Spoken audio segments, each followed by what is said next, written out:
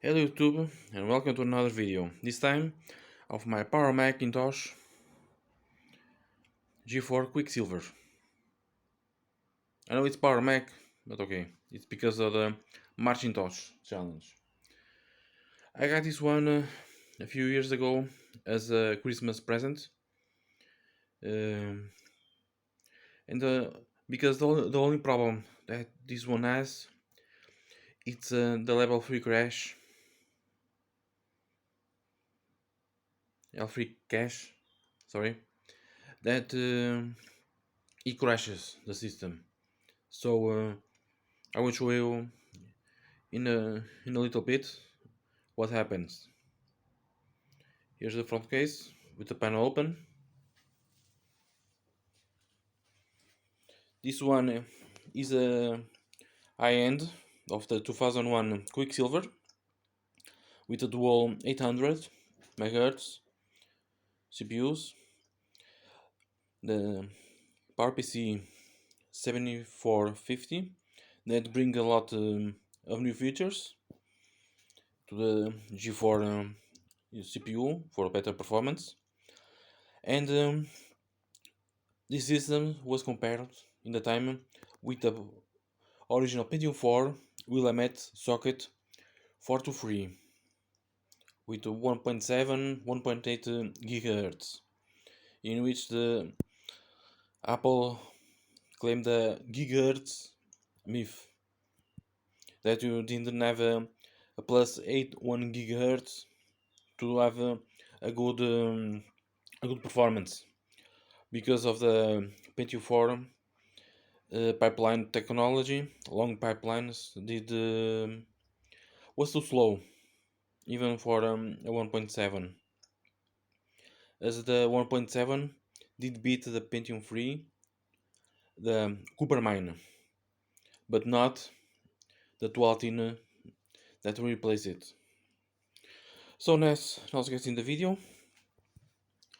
The graphics card I took from the MDD because I think while I was taping the the pin 11 of the AGP, I might broke it the trace. Well, one of the 9, the 10 pin, I don't know, but in this one it performs better than on the MDD. I don't know if it's because using a slower power, a weaker power supply, but in here it gives a better one. I had the Radeon 9000 Pro, 64 megabytes AGP, and with this one it feels really snappier with the graphic card. The RAM is all maxed out with 1.5 gigabytes of SD RAM, PC 133. I don't have no expansion cards. The hard drive it's 120 gigabytes, so it's in the limit of the ID controller. This one has. The 2002 does support more than 120 gigabytes. The 2001s and below only goes up to 120 gigabytes. So that's you see many people use PCI EDI cards or SCSI cards to go above that limit.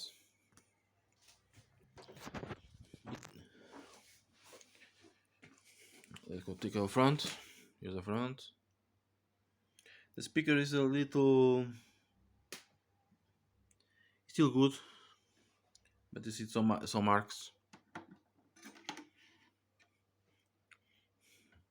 I have an super drive from the Powermac G5 that the power supply is stock one.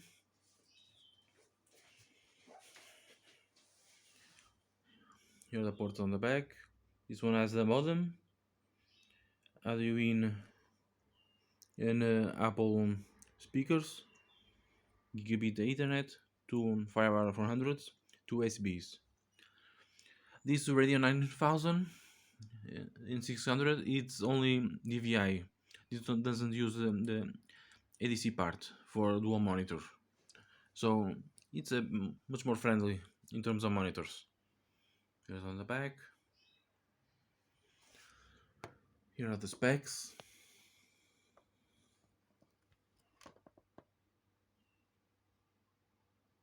Focus. The power cable is on the way. Okay. There you can see the original specs. So now it's time to power up the machine. Let me close. Sorry.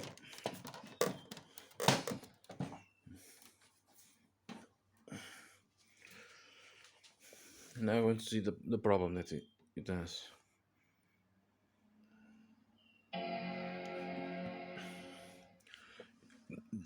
It powers normally. So it happens some things. It crashes. It appears the Apple logo, no spinning wheel, or gives me the kernel panic. I have to wait a few seconds.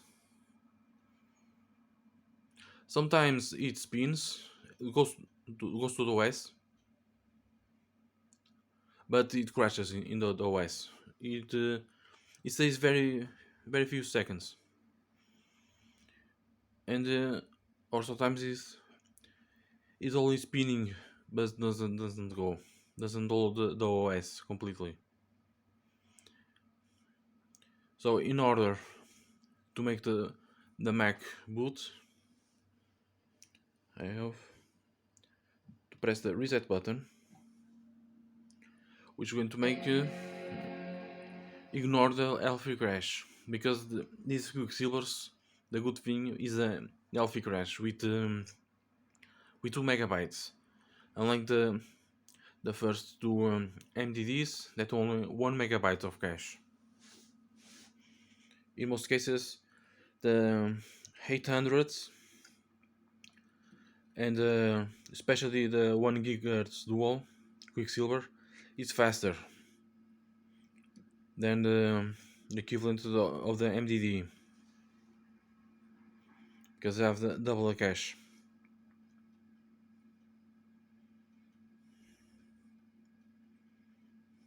There you go, it boots. Nice. So when you go about this Mac, there you can see only recognized as a PowerPC G4 dual 800 MHz, 1.5 gigabytes of RAM. More info.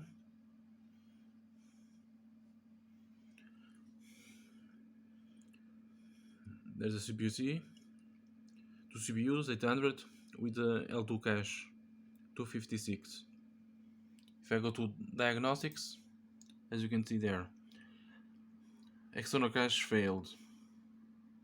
So it's completely ignoring the L3 cache. Sorry.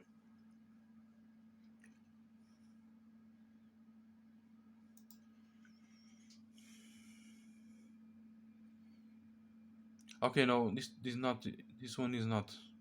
Sorry, this is not from a G5. This must be another one. System. Graphics cards with a pin 3 and 11. I can use in the EGP 4X mode, as you can see. It feels a lot snappier, the system.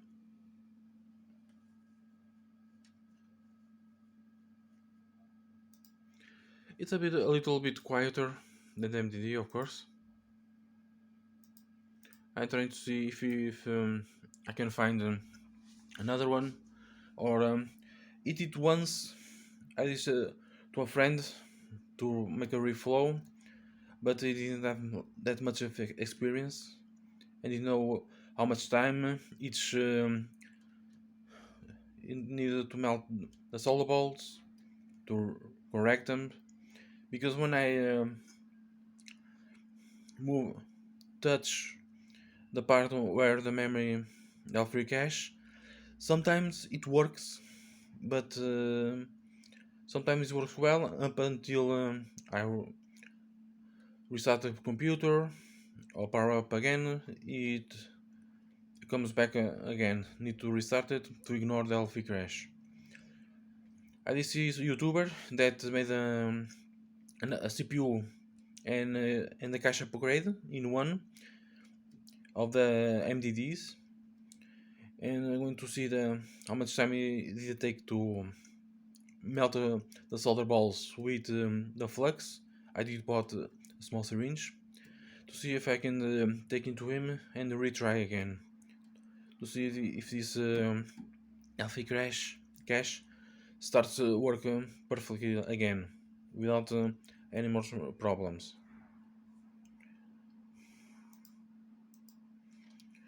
In terms of performance, without the alpha cache, it does gets a lot. Unfortunately, I put this in text mode. In this case, without alpha cache enabled, it only gets 29.10. This use was with the Radeon 9000 card. With with this one is go to 41 or 42, so it's a little bit better. But overall, is snappier because it's better card and more VRAM. As you can see,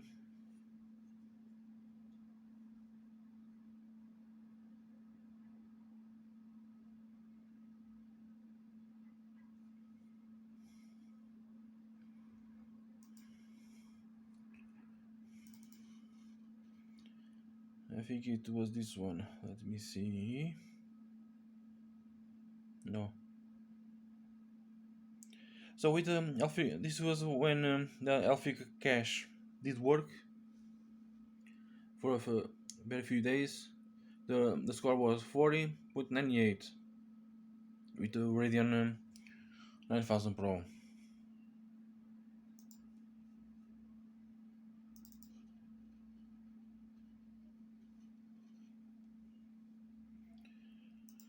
With the Geekbench, with this card, I only get 595 instead of 620, I think, from the everymac.com. So the Alpha cache does have a good impact in performance being disabled. As you can see, Alpha cache 0. It completely ignores the Alpha cache.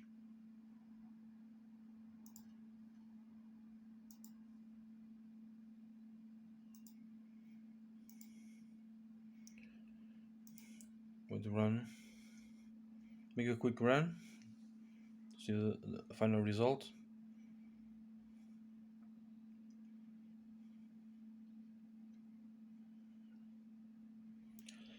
The games I played on this one was Return to Castle Wolfenstein and Halo. Unfortunately, I did format it and forgot to install Halo. And in the after a few days having this computer, with I did find an GeForce and a MSI GeForce 4 Ti 4800, no 4600. Um, sorry, uh, yeah, it was a 4600 AGP8. I did flash it with the Mac Flash. It did work for an year or so, but it started to the VGA ports stopped working, and after that I passed to the HDMI, DVI, and also after a while the DVI went bad. I thought it was maybe the BIOS.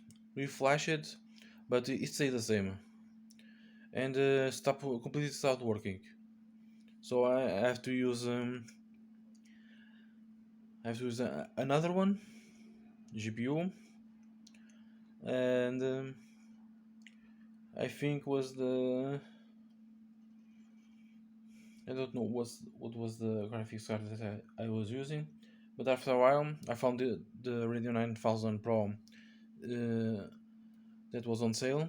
It was from the same guy that I bought the Radeon 9200 PCI for the Powermac G3, and I placed it, and then a huge, very huge difference. I couldn't play Halo that well, and I have to put everything on low, basically. So this time, the first time, of course, 30, 23. It goes sometimes to 32 point something. But overall, it plays well.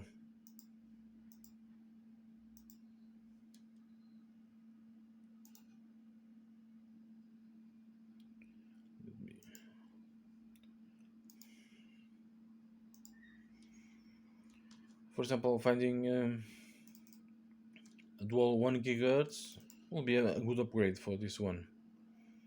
I have a Marathon installed, but I'd like to play the Wolfenstein. With everything maxed out, it works very, very well.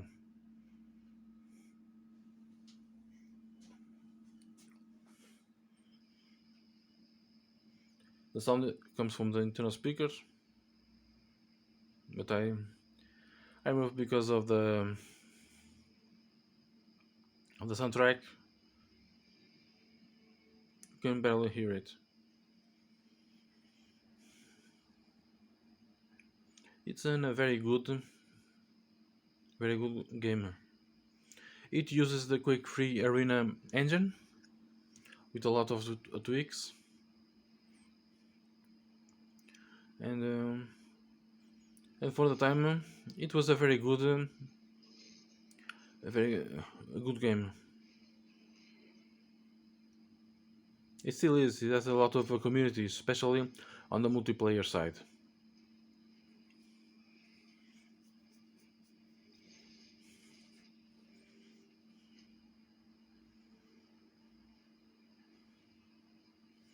Let's skip this.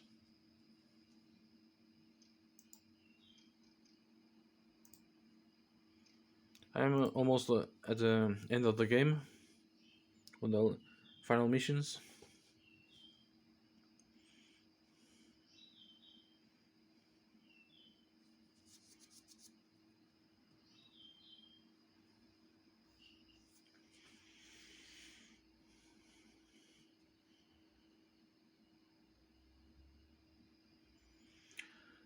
Well, as for 4 more upgrades, maybe I'm going to place an 120 gigabytes SSD in here to make it fly.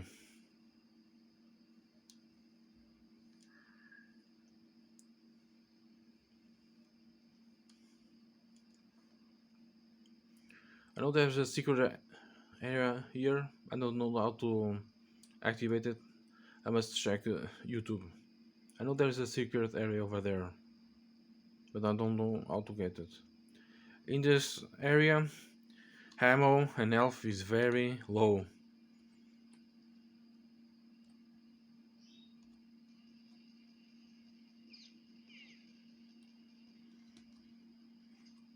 Let them extinguish each other's. Dang it. It's very hard at this part.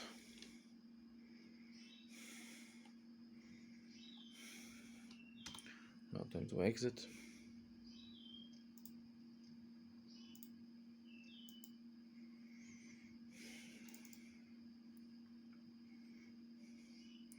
One thing I do like.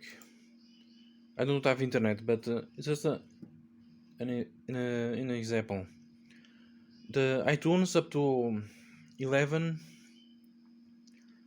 where where the stock up to macOS Lion with the stock iTunes 11, you can still hear free for free without any registrations or paying nothing to use the online radios, which I use in all of my Macs that I have, except for the G3. This only works on G4s. On the PowerPC G3, it doesn't work. It only works on PowerPC G4s.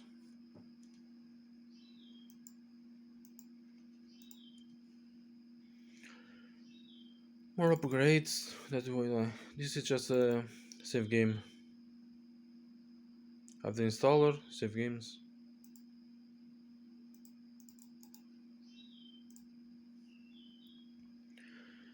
So in terms of upgrades that I look like to do more, well, I think it's in a really good position.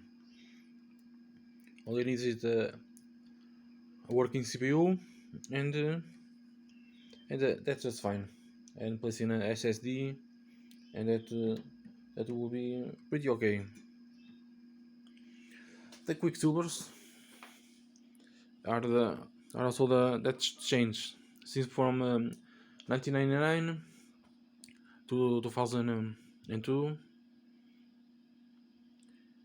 and I do like the looks. Now, a quick overview.